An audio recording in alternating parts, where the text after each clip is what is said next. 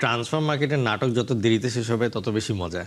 কারণ শেষ দিন পর্যন্ত গিয়ে যখন প্লেয়ার কে কাকে নিবে, কেন নিবে, কোন পজিশনের জন্য নিবে, এইগুলো নিয়ে যখন একটু আর কি ক্লাবগুলোর মধ্যে দ্বন্দ্ব সৃষ্টি হয়, তখন যে জিনিসটা হয় যে এর মধ্যে অনেক না জানা নাম হঠাৎ করে উঠে আসে এবং হঠাৎ করে দেখা যায় একটা চমকপ্রদ কোনো সাইনিং হয়।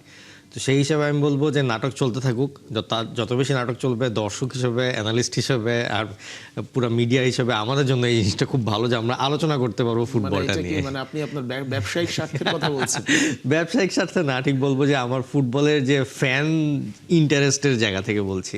তাহলে যে জিনিসটা হয় যে ফুটবল ট্রান্সফারও যে এক ধরনের বড় একটা নিউজ, বড় একটা এজেন্ডা ইউরোপিয়ান মার্কেটে, তো এই জিনিসটা আসলে দেখতে খুব ভালো লাগে। কারণ আসলে নর্মালি আমাদের দেশে বা আমাদের এইদিকে সাউথ এশিয়াতে এই জিনিসটা খুব একটা স্বাদ পাওয়া যায় না। তো এইটার কারণে ইউরোপিয়ান ফুটবল এত বেশি জমজমাট। আচ্ছা, এই যে নাটকের কথা বলছিলাম, ভিনি নাটক আসলে শেষ পর্যন্ত কোথায় গিয়ে থামবে বলে আপনার কাছে মনে হয়?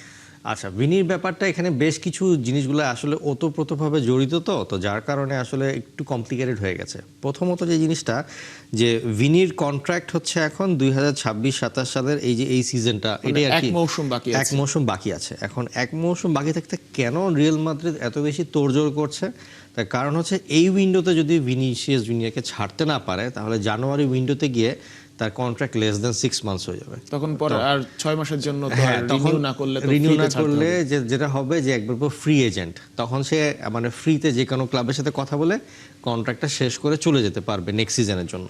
সো যার কারণে রিয়াল মাদ্রিদের জন্য একটা বড় অঙ্কের অ্যামাউন্ট যদি কোনো ক্লাব থেকে পেতে হয় তাহলে এই উইন্ডো থেকে তাহলে আসলে পেতে হবে।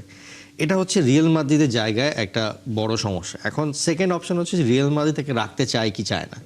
এখন বর্তমানে হচ্ছে ভিনিসিয়াস জুনিয়র রিয়াল মাদ্রিদে বাৎসরিক 17 মিলিয়ন ইউরোতে আর কি তার বেতন ঠিক আছে, এবং আপাতত ভিনিসিয়াস জুনিয়রের ডিমান্ড হচ্ছে 30 মিলিয়ন ইউরো, অলমোস্ট ডাবল। এখন রিয়াল মাদ্রিদ 22 মিলিয়ন পর্যন্ত তাকে অফার করেছে যে বছরে।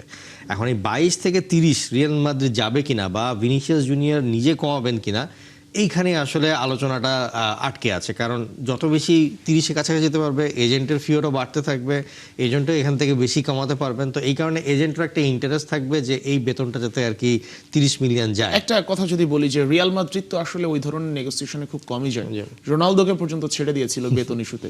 তো সেইখানে কি আপনার কি মনে হয় মানে ভিনির ডিমান্ড শেষ পর্যন্ত ফিল আপ করবে রিয়াল? আমার কেন জানি মনে হয় যে এখানে যেহেতু 22-এ এসছে, আমার মতে সর্বোচ্চ 25 পর্যন্ত হয়তো যেতে পারে। কিন্তু একেবারে যদি জিনিসটা ডাবলের কাছাকাছি চলে যায় তাহলে হ্যাঁ হয়তো ভিনিসিয়াস জুনিয়রকে সাইন করাতে পারবে, কিন্তু এটা একটা ব্যাড এক্সাম্পল সেট করবে বাকি প্লেয়ারদের জন্য।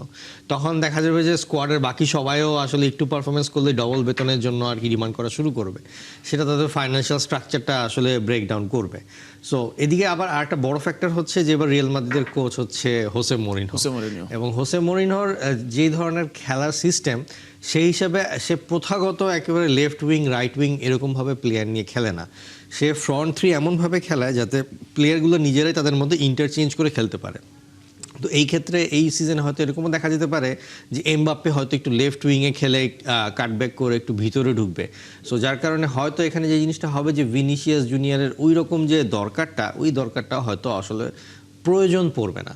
তো যার কারণে এখানে হয়তো চেঞ্জ করতেও পারে শেষ মুহূর্তে, এটাও একটা ফ্যাক্টর হয়ে দাঁড়াতে পারে। আবার অন্যদিকে যে জিনিসটা আর কি রিপোর্টে দেখছিলাম যে আর্সেনালকে নিয়ে কথা হচ্ছে তার কারণ হচ্ছে যে আর্সেনালের যে লেফট উইঙ্গার ছিল, এখন এই গত সিজনে তারা যে চ্যাম্পিয়ন হলো লিগে, তাদের বেসিক্যালি লেফট উইং থেকে খেলেছিল হচ্ছে বেলজিয়ান যে লিজান্ড্রো ট্রসার্ড, আর একজন হচ্ছে মার্টিনেলি। বা ট্রসার্ডই আর কি বেশ বলতে গেলে আর কি সময় পুরাটা খেলতো, মার্টিনেলি একটু চেঞ্জিংয়ে আসতো আর কি। হ্যাঁ, এখন ট্রসার্ড চেঞ্জ করে চলে গেছে হচ্ছে বেসিকটাসে, যে কিনা গ্যালাতাসারাইতে। এখন ওইরকমভাবে একবারে আউট অ্যান্ড আউট উইঙ্গার আসলে আর্সেনালের একজন দরকার লেফট উইংয়ে, যেটা কিনা আর্সেনালের এই মুহূর্তে নাই। আর ভিনি হলে তো নিশ্চয়ই ভিনি হলে একেবারে পারফেক্টলি ফিট করে আর কি আর্সেনালের স্কোয়াডের সাথে।